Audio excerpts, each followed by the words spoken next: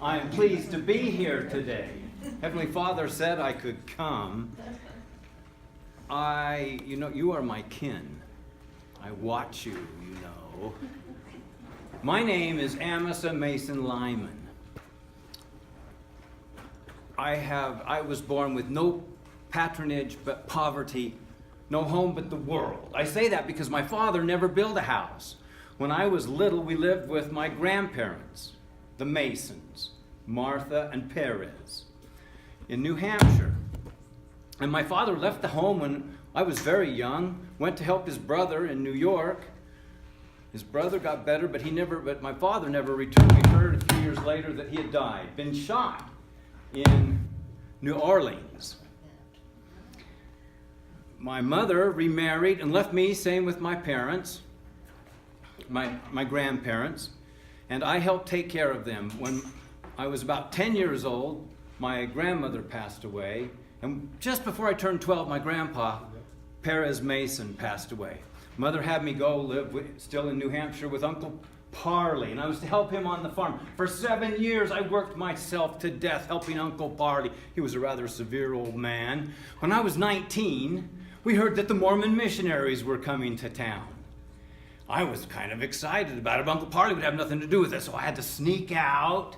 I went and I listened to them on the streets, and I listened to them in the fields. Lyman Johnson was the missionary that I was most interested in, because he had the same first name as my last name. And Orson Pratt also was one of the teachers. And I listened carefully to them. Before long, a testimony developed in my heart that the Church of Jesus Christ was being restored on the earth. Hallelujah.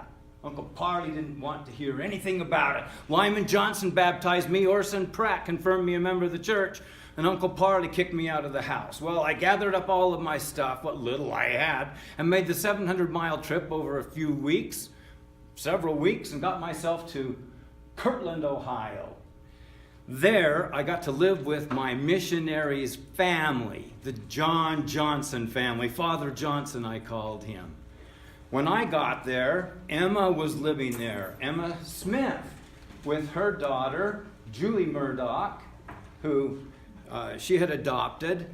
Unfortunately, she had lost her son, Joseph, just a month or two earlier. Joseph Murdoch. He got exposed to the elements while he had measles when they tarred and feathered Joseph Smith and Sidney Rigdon from that very house. Why would they tar and feather Joseph Smith, you wonder? The month before, just after I got baptized, they had received the visions of glory, about the 3 degrees of glory. They told the saints not to tell anybody about it, but the word got out, and the neighbors were furious. They didn't want anything to do with such doctrine. So they took it in their own hands to do away with Joseph. They were going to kill him, actually, and Sidney. They failed, and Joseph was unfazed. The next day he preached from the porch of the John Johnson home. By the time I got there, he had left. He was establishing Zion in Independence, Missouri. Father Johnson put me up working on the farm for $10 a day, and I worked and waited until Joseph got back about a month later. When I first met him, I got to shake his hand. It was such a cordial handshake. But he was no different from any other man, really. He was 26 years old. I was 19. But when I took his hand, I felt as one of old in the presence of the Lord. And I came to know in my heart that he is the man of God. After a few weeks, I was ordained an elder, and Joseph said to me, Heavenly Father has a need for you. And he sent me on a mission. I went to Southern Ohio. I went over to New York. I was on a mission for, a year and a half when I was visiting the Bolton home of Father John Tanner. John Tanner had a huge estate in Bolton, New York. And as I was visiting with him, I heard word from Lyman Johnson that Joseph Smith had called us back to help restore the saints in Independence, because they had been driven out the winter before from Independence, Missouri, and they were stuck over towards Liberty, Missouri, in the cold with hardly anywhere to live. So Father Tanner sent some wagons, and Nathan Tanner came with me. my brother-in-law to be, and another brother, and we went and joined Joseph's party called the Camp of Israel. And we traveled west all the way through Illinois, all the way through Missouri, joined up with Hiram's camp, and eventually headed towards Independence, Missouri. Along the way, I got talking to George Smith. He had also been baptized the same year as me, was quite a bit younger, and it turned out we were second cousins. His mother, Clarissa Lyman, was my father, Roswell Lyman's first cousin. Now, since George Smith was the first cousin of Joseph Smith, that made me a relative of Joseph Smith by marriage. I also got to talk with Bishop Edward Partridge. He had come to meet us at the Grand River. He was the bishop in Zion, and he had charge of all of those saints who had been driven across the Missouri River to the other side, the Liberty side. I walked along and talked with him for a whole day, hearing about the deprivations and deprecations of the saints in Independence. And I also learned a lot about his family, which were mostly girls. Well, we finally got almost to Liberty, and Joseph was quite disappointed to find out that the Missouri militia had decided that they weren't going to support us anymore in restoring the saints to their homes in Independence. Joseph prayed about it, and he received a revelation saying, "Send those saints up north instead to far west, and you get back to Kirtland where there's trouble with the temple brewing." He sent me and some of the other young men up north to help the saints settle in far west Missouri, while he went rapidly back to Kirtland. I, as was told in the Revelation, preached along the wayside on my return for 5 months. I finally got to Kirtland late in 1834, and I discovered that John Tanner was there with his whole family. He had sold his 1,100-acre property in Bolton and brought enough money to redeem the mortgage on the Kirtland Temple. So they were able to keep building the Kirtland Temple. Oh my goodness, what a joy. And even a greater joy, I was quite interested in his daughter, Maria. I wrote her a little note.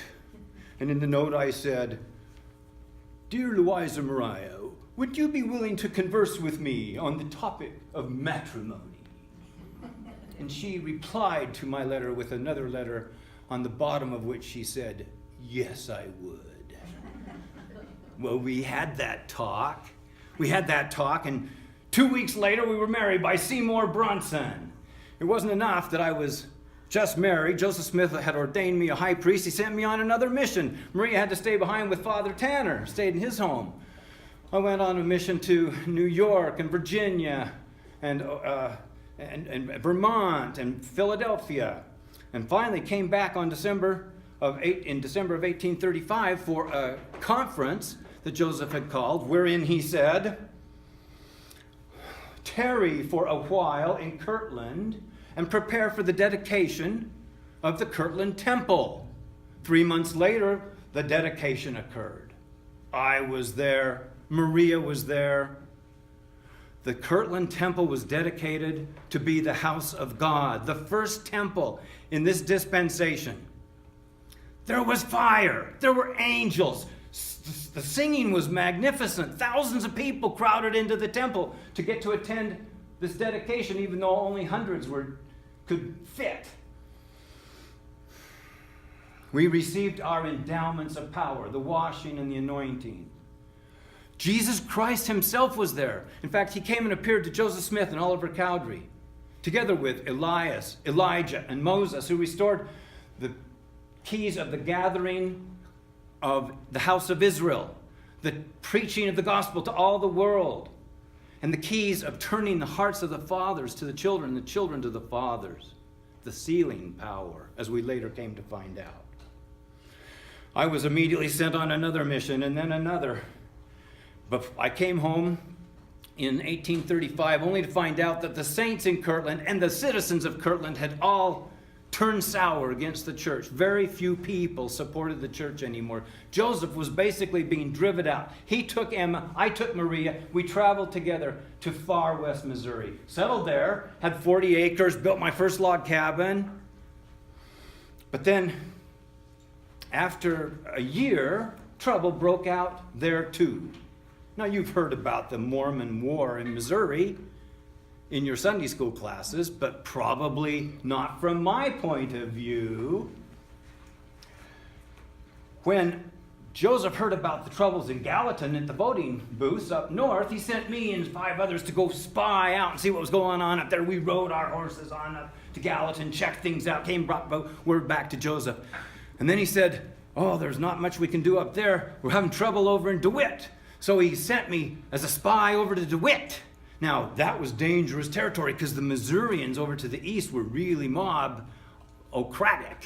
And so I had to go in disguise, of course. So I put on me little red cap and me buffalo robe and me gray pants and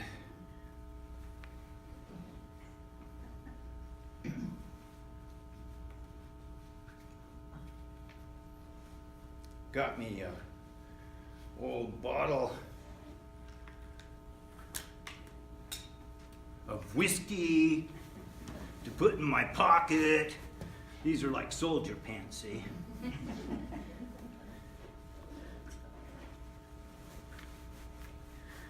Had to pull them over my bum knee. Yeah. Pulled up my soldier pants, my big boy pants. And I went in disguised like a Missourian. I was a Missourian, yep. With, can't quite get that buckled. With my bottle of whiskey in my pocket. Oh, my pants are on backwards.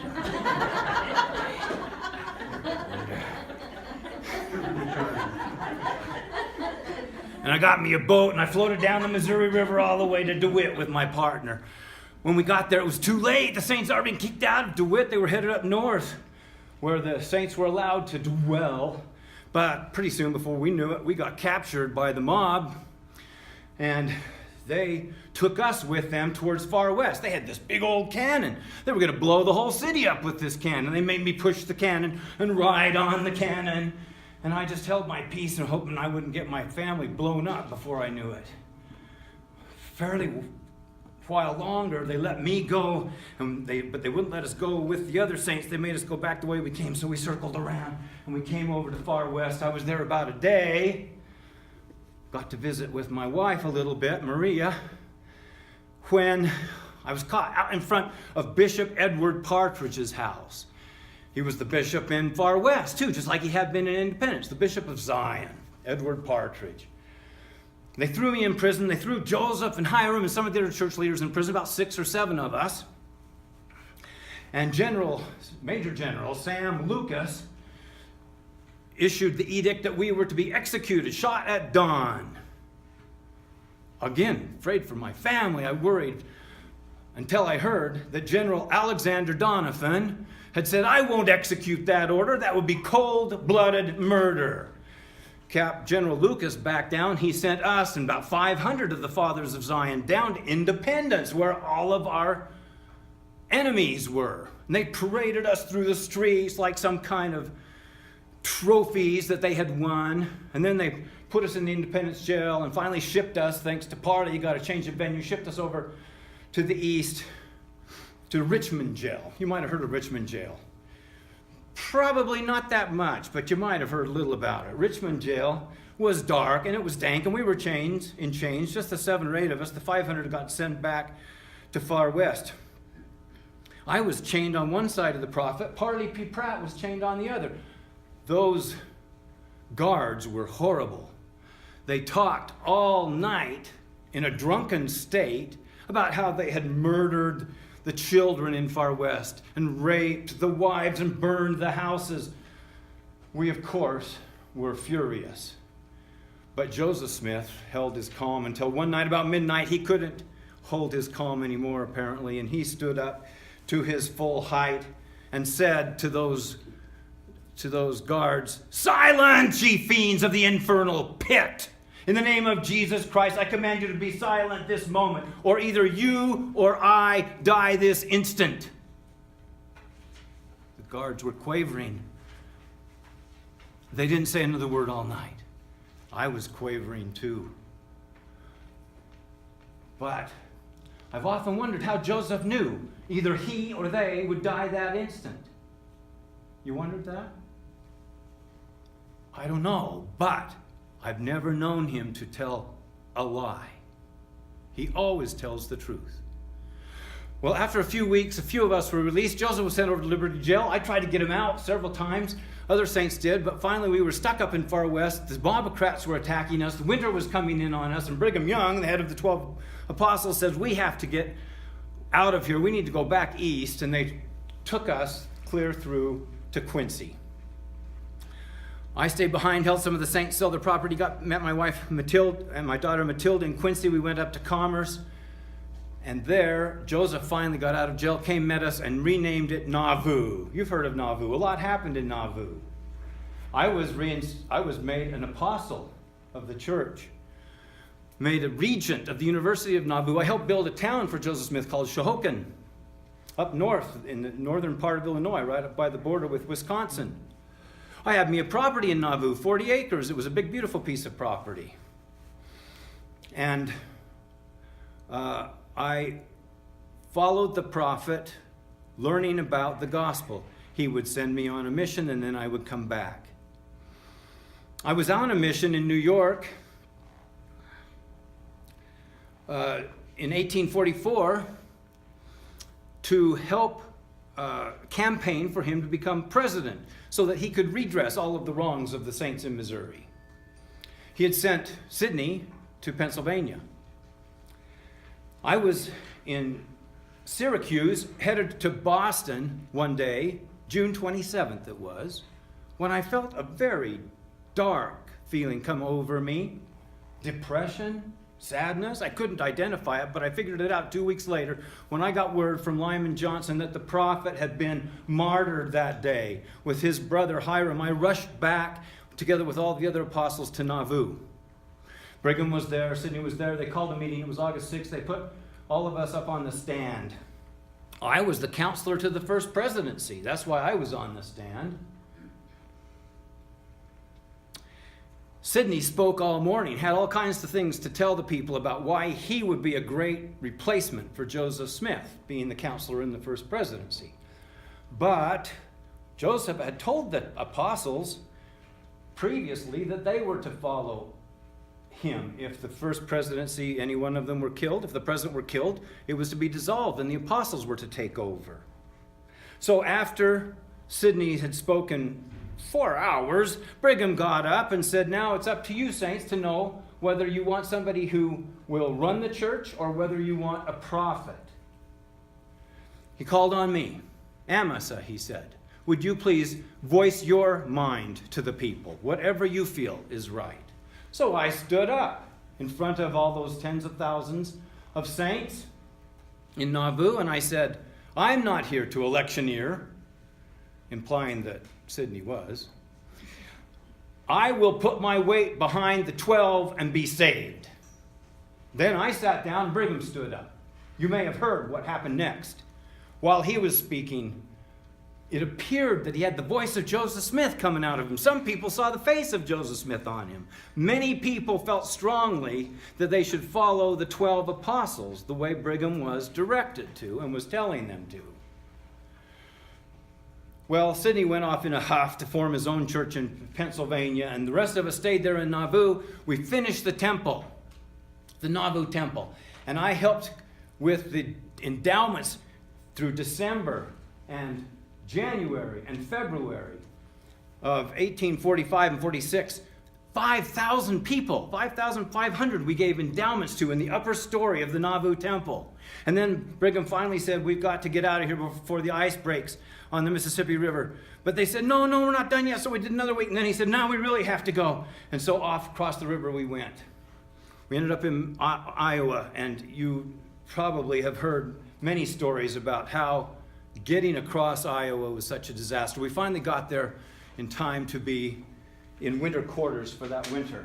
Next spring, I was in the second party, the second group of 10, with Ezra Taft Benson as the leader.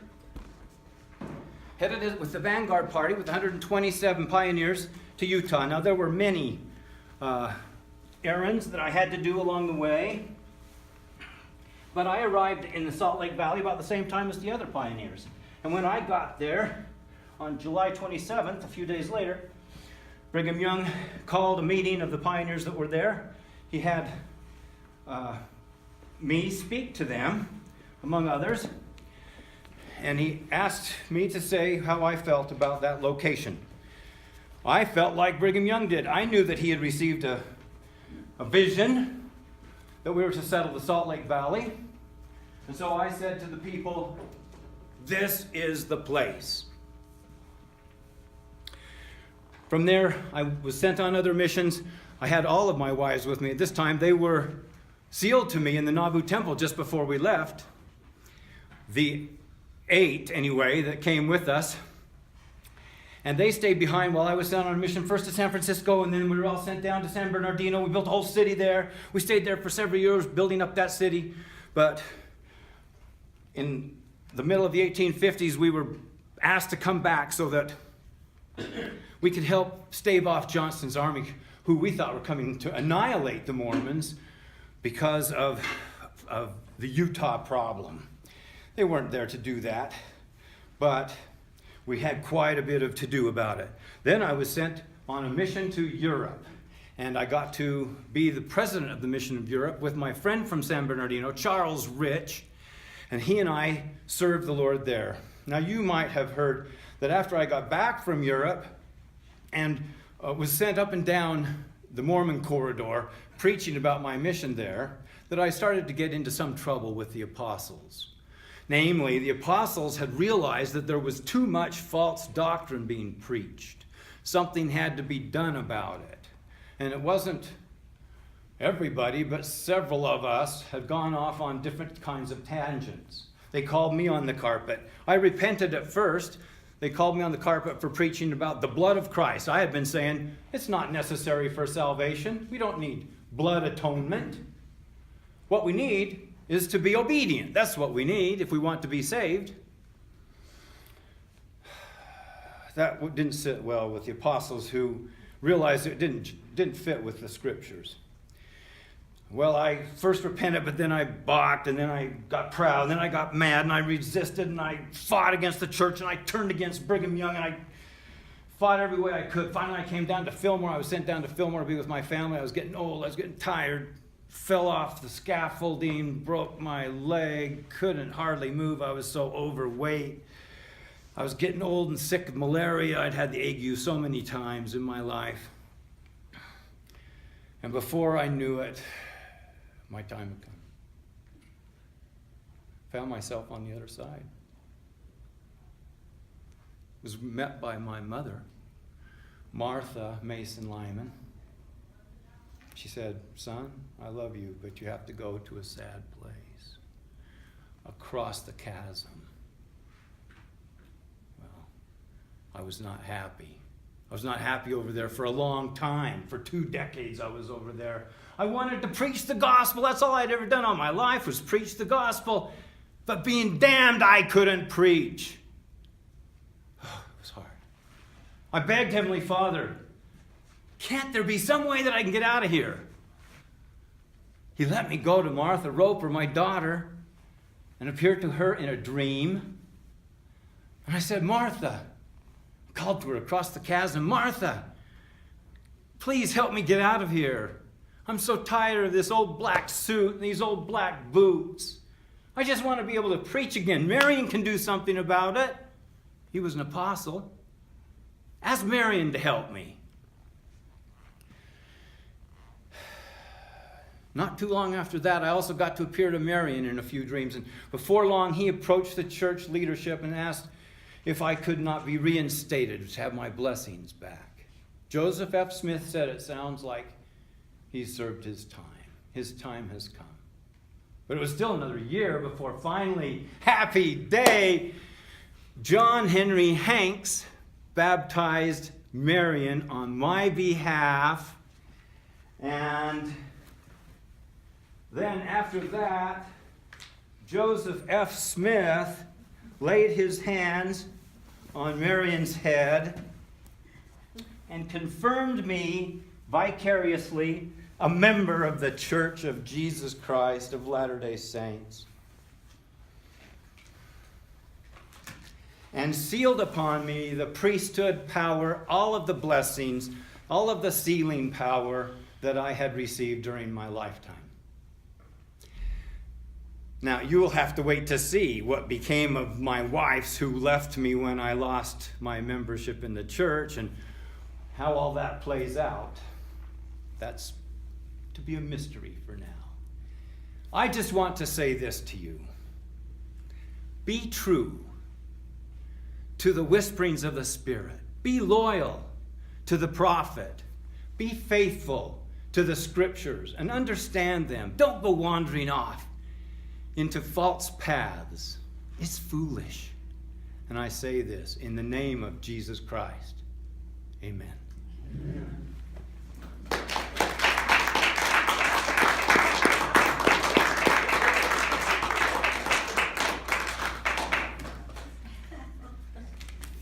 Thank you all for your attention. This is kind of hot. May I say that Clayson. The first time you did this down here in Fillmore, back in '53, you were really good. And I want to tell you, when you bring tears to this old cowboy's eyes, you're a lot better. Thank you, sir.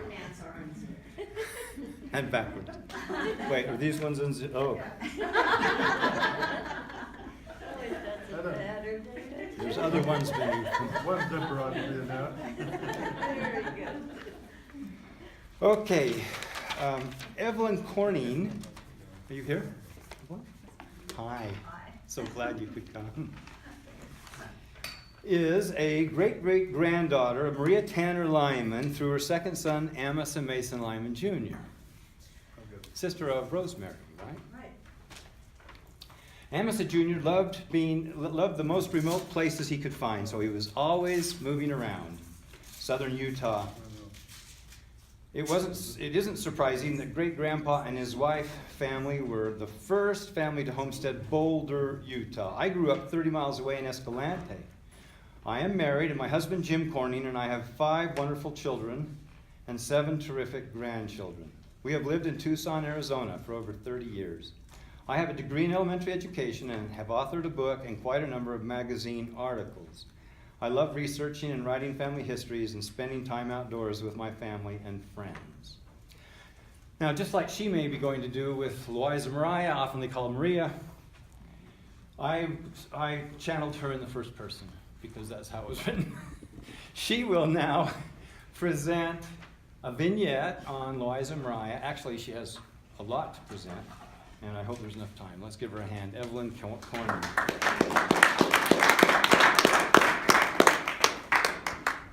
Figured out how to get a microphone to work too. Wow, awesome. You know, why would you dare to follow something like this when you're not an actress? Nobody would be so foolish, would they? That was so wonderful. So I'm going to do it, not the vignette that maybe you would have imagined, but one that I feel like my talents could use and could display. So this is my son Bryce. He's going to help me. I've really enjoyed this opportunity to just be here, and I hope you'll learn a little more about Mariah than maybe you knew before.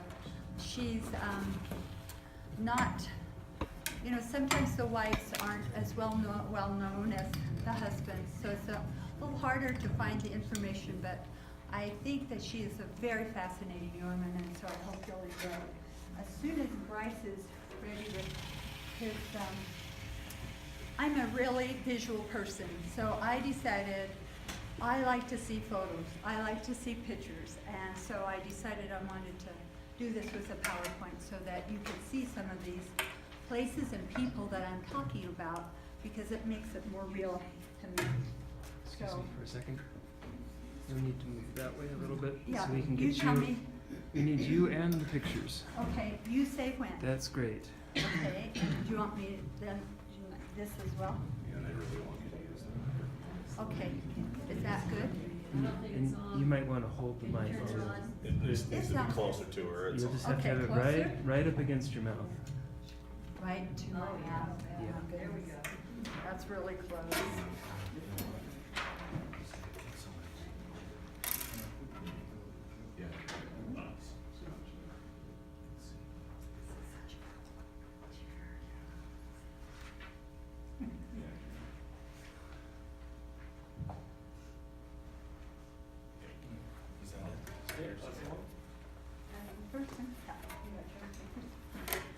All right. Before I begin, I'd like to share with you a quote by Elder Bradley D. Foster of the 70s, and his words changed my approach to family history. He wrote, "The gravestones of any cemetery in the world contain the name, a birth date, a dash, and the death date. That little dash between our birth and our death seems to be so small and insignificant, but it's our whole history that lies within it. So while we often focus on discovering those dates, our love of ancestors and turning of our hearts to our fathers comes from discovering the dash. Family history brings us together as we share stories and work together. Therefore, genealogy changes our charts, but it's family history that changes our hearts." I really struggled with this assignment. I didn't want to give a travelogue of Mariah's life. She lived here and gave birth there and so on and so on. Instead, I wanted to find personal comments about her, stories and other items that would help me and you discover her dash and what lies within it. I prayed for directions. I've been awakened many nights with promptings to just search again. I have requested her patriarchal blessing, but was told that it was in historical review and was unavailable. I have read and reread the histories written about Mariah by others, and finally I have pondered, just who is Mariah Tanner Lyman? Amison Mason Lyman Jr., Mariah's first child and my great-grandfather, was often heard to say, my mother was a tanner by name and a tanner by nature. Great-grandpa was a challenge, known to be in trouble at home. He considered himself the black sheep of the family. But I believe Mariah loved him and expected obedience from all her children, including Amasa Jr. Because Mariah was obedient to her promises and her covenances, she expected the same from her children. Great-grandpa was saying that she was a strict mother, but I think she was just teaching he and his siblings that some things in life require strict obedience. Others have written that Mariah Tanner Lyman was sparsely built and frail in appearance, had a cheery disposition and a great tenacity for life. Besides caring for her own 8 children, she mothered 6 orphans and ministered to the comfort of loved ones and others. Obedient, caring, tenacious, and a cheerful disposition were just some of those character traits of this amazing woman who lived and was part of the opening scenes of the restored gospel, with all its hardships and miraculous manifestations. To understand Mariah, we must first know about her family background. Mariah's parents, John Tanner and Lydia Stewart, were married in the fall of 1801. John's first wife, Tabitha, had passed away, giving birth to a son. John married Lydia soon afterwards. They lived in Greenwich, New York from 1801 to 1818. I should mention here, there are no photos of Mariah's parents. On November 28th of that year, a baby girl was born to the Tanners. John Tanner would record her name in his Bible as Mariah Louisa. However, throughout her life, Mariah would write her name in the reverse, Louisa Mariah. And that is the way you find it in Family Search. But did you notice that on the second slide, the name on her headstone is engraved as her father recorded it? In the spring of 1818, John and Lydia Tanner, with their family of 5 children and 4 others who had died earlier, moved to the Northwest Bay off from Lake George in Warren County, New York. Lake George had been called one of the most beautiful lakes in America. The home was built in the community of Bolton. Mariah was the 10th child. This photo is of the family home in Bolton, New York, taken in the 1960s. Later, the Tanner home was demolished in 2014, and this plaque has since been posted at its site. Mariah's mother, Lydia, had 2 more sons. She passed away at age 41 from complications of the last childbirth, and Mariah was 7 years old at the time of her mother's death. John Tanner remarried 6 months later to Elizabeth Beswick. Elizabeth would raise the younger children of John's second marriage, as well as 8 more children of her own. She would later write, "I married John Tanner. His wife had died, leaving him with a large family of children. He had a comfortable home and was considered wealthy in that part of the country." This daguerreotype is probably the earliest photo of Mariah, believed to be taken in the 1850s. This second photo was taken at the Tanner reunion in 1898 in Payson, Utah. Mariah is 88. Throughout her life, Mariah had the support of her family and her siblings.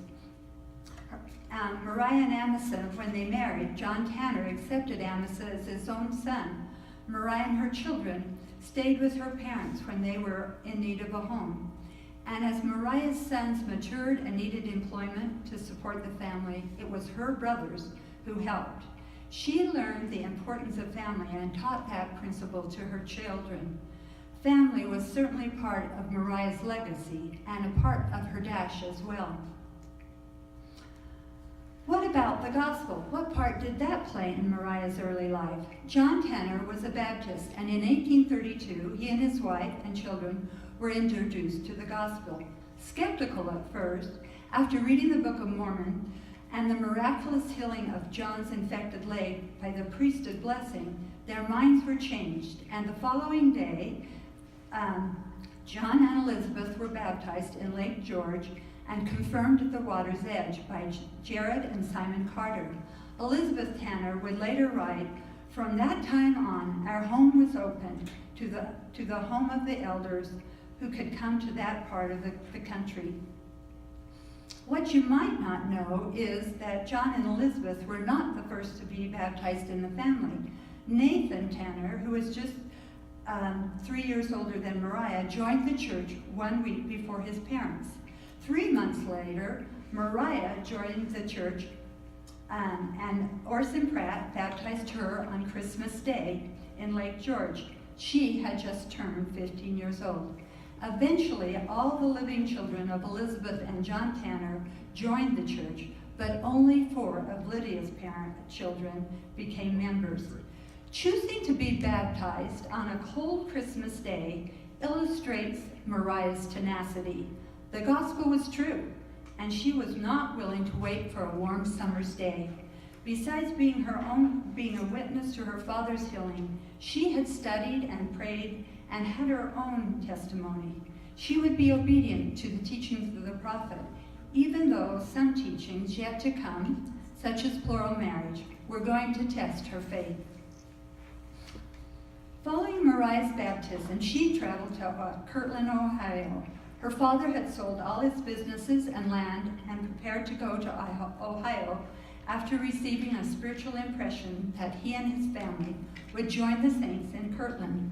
The family left on Christmas Day in 1834, exactly 2 years after Mariah's baptism.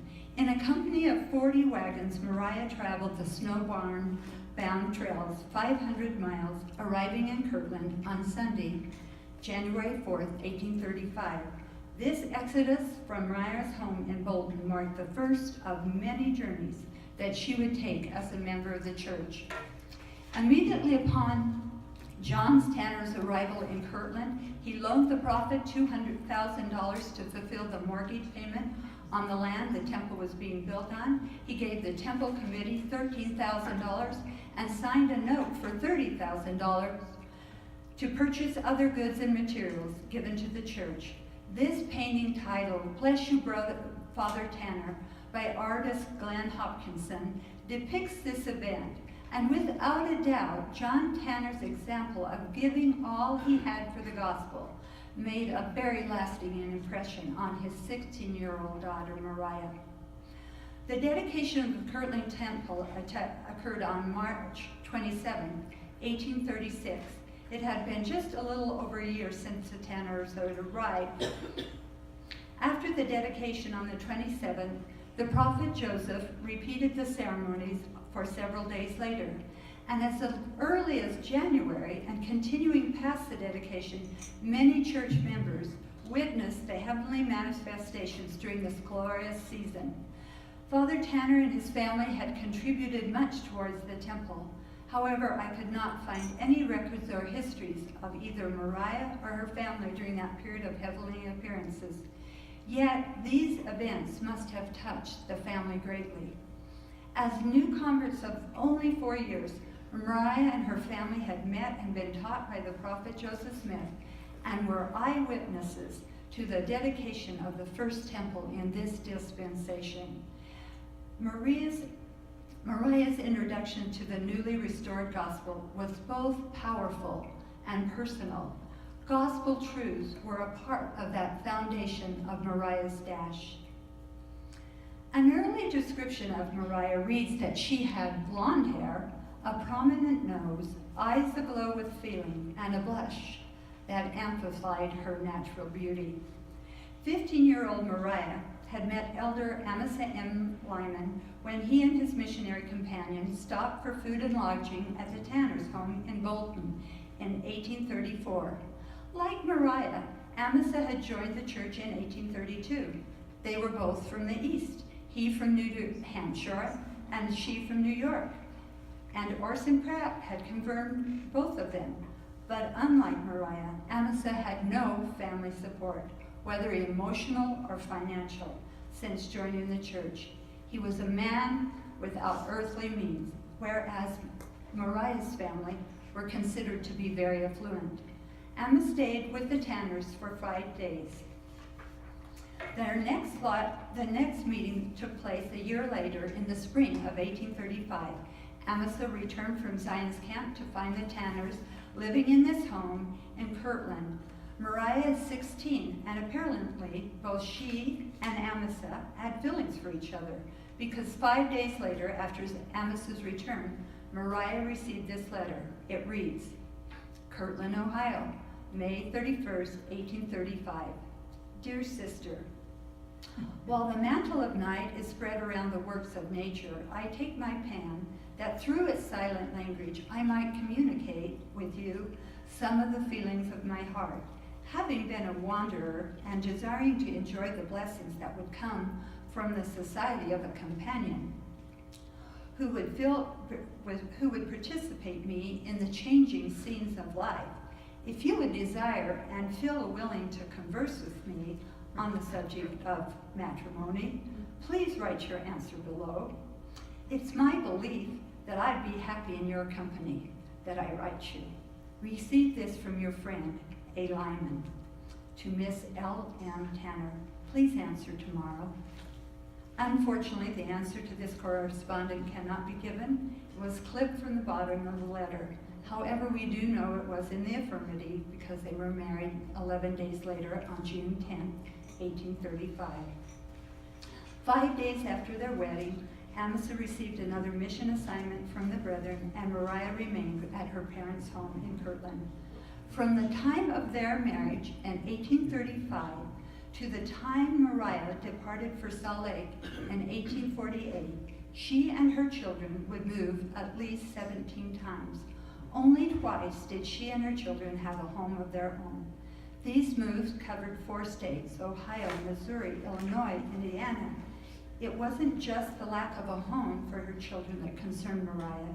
It was also Amasa's safety. Many of his church assignments and his missions put him in harm's way. The following is an example. About 3 years after their marriage, they were living in Far West, and local mobs were harassing the saints. Amasa and William Dunn were sent to warn the saints in the area. On his way home, Amasa was captured and given 5 minutes to say goodbye to his wife and daughter and get a change of clothing.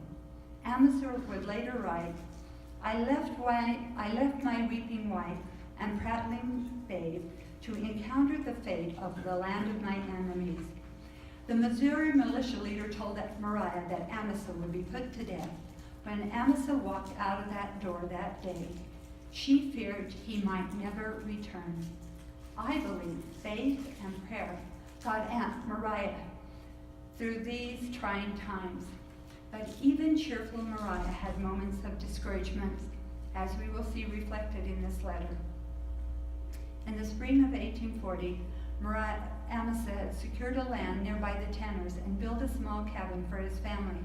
They lived there for about a year when Amasa was called again to serve. Mariah was lonely and writes to an unnamed friend. This letter is one of 3 letters written by Mariah that still remain. These letters are important because we hear Mariah's own words. You will notice, unlike Amasa's poetic writing, Mariah is very plain spoken. She writes, "The reason I have not written before, I had nothing good to write.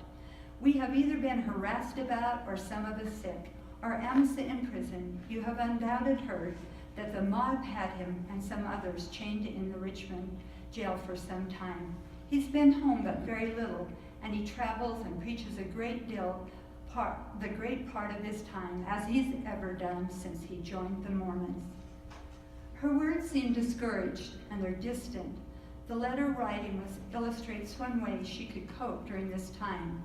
The remaining letters of Mariah certainly help us discover more about what is within her dash.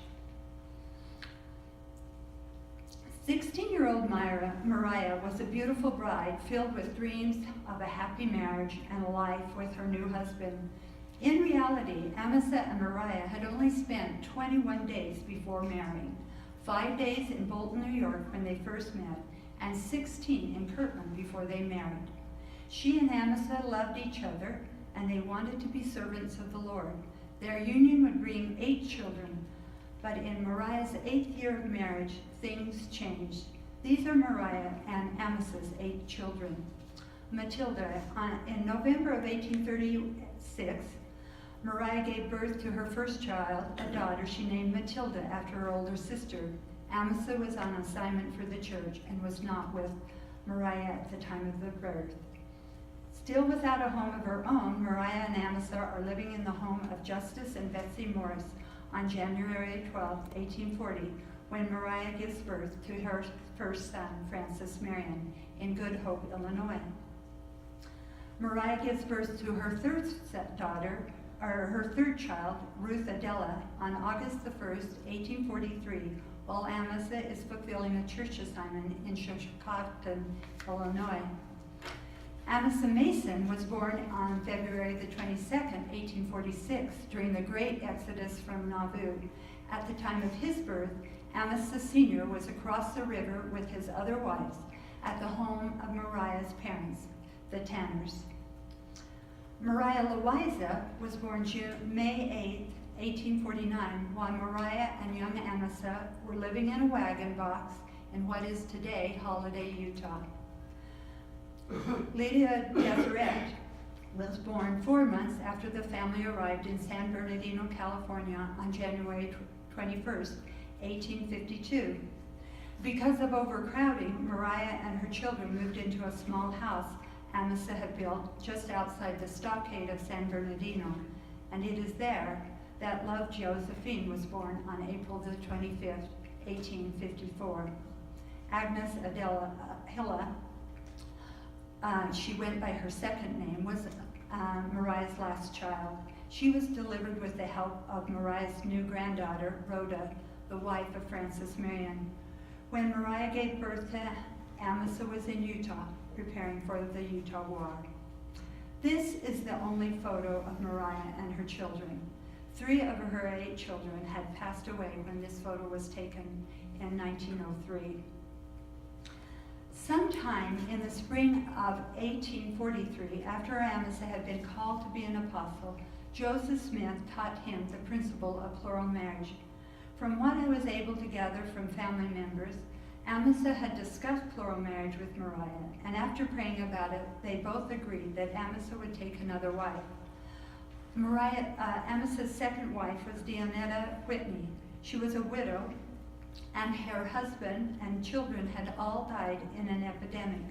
They married on July the 28th, 1843, 3 days before Mariah gave birth to her daughter Ruth. Within the next 2 years, Amasa married 6 other women. Just a note about this photo. This is a portrait by Celia Van Sickle. It hangs in the Salt Lake DUP building. She also painted Brigham Young and his first wife. These portraits were hung in the foyer of the Nauvoo Temple, and there were similar photos, or portraits, I should say, of the other church leaders. But this one of Apostle Lyman, Mariah, and their son, Francis Marion, was never known to have been displayed in the temple.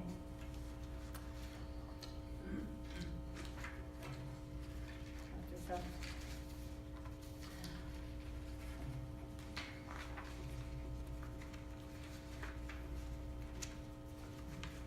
Guys, I'm going to go get Sorry.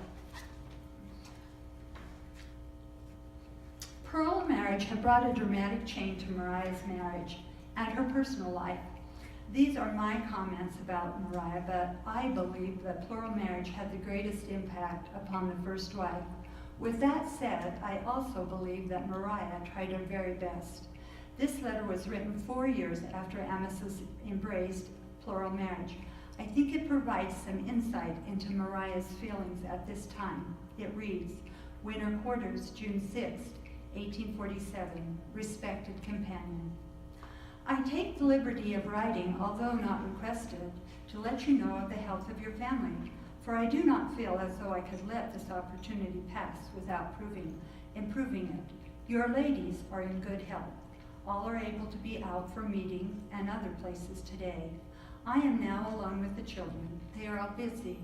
Matilda is taking care of little Amasa. Marion is studying his book. Little Adela says, tell Papa I have learned my letters and can spell some. I am very anxious to see you, but your mission must be completed first. I have a first-rate company, those who are willing to do for me all that I could ask or wish.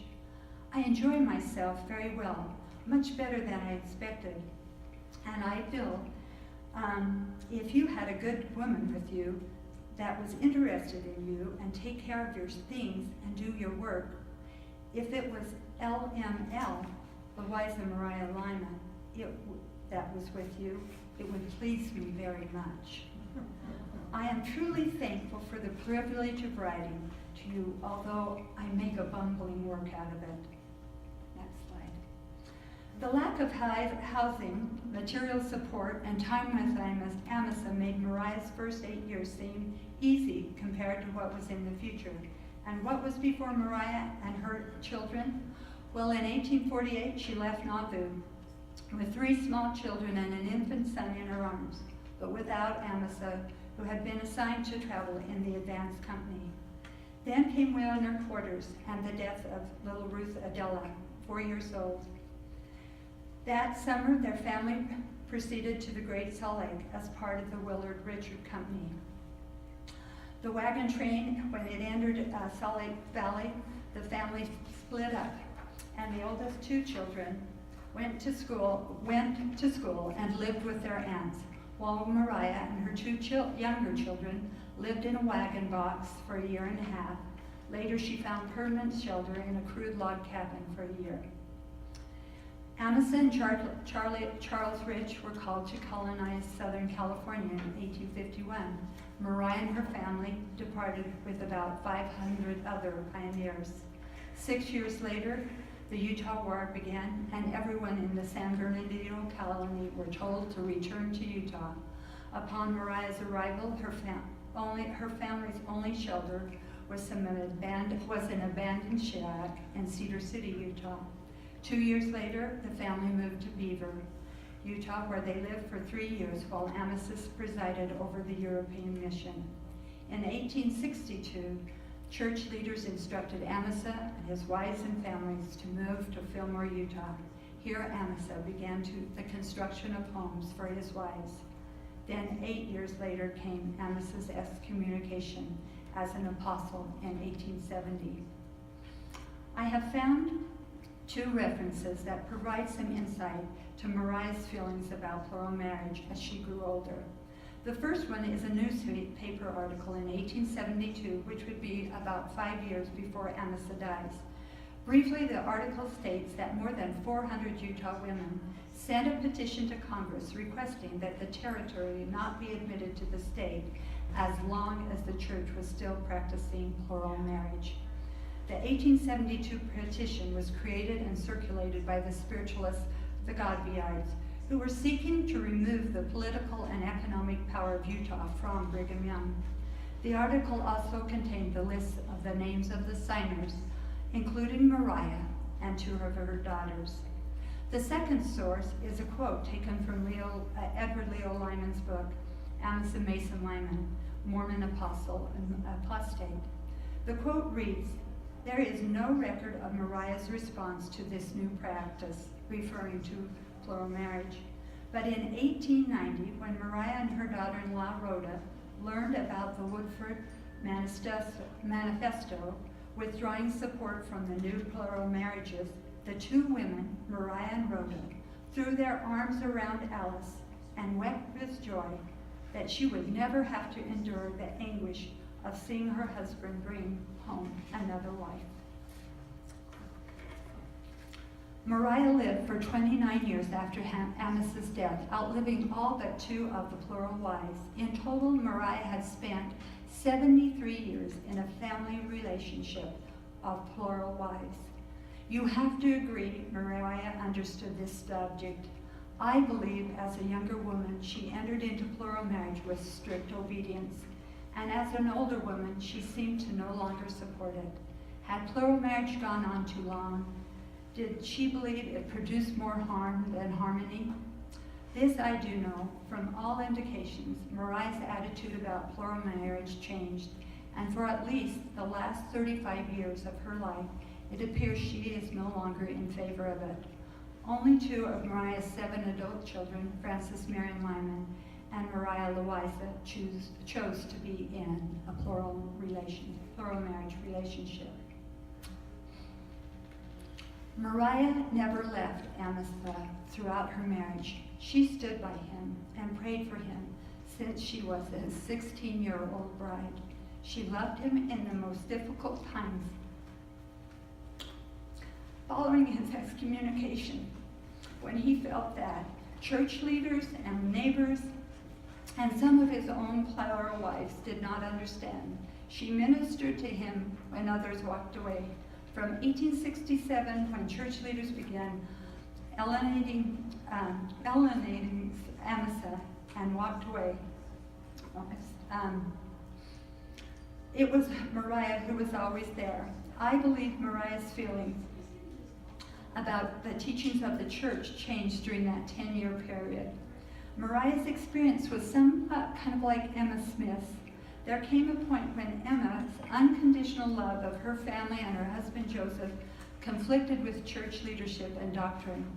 Emma had stood by Joseph throughout his trials, but she could not follow the church leadership and go west with the saints. Mariah had supported and sustained Amasa on every assignment and mission that the brethren had asked him to serve. Yet when the brethren of the church excommunicated Amasa and severed all ties with him, Mariah did not.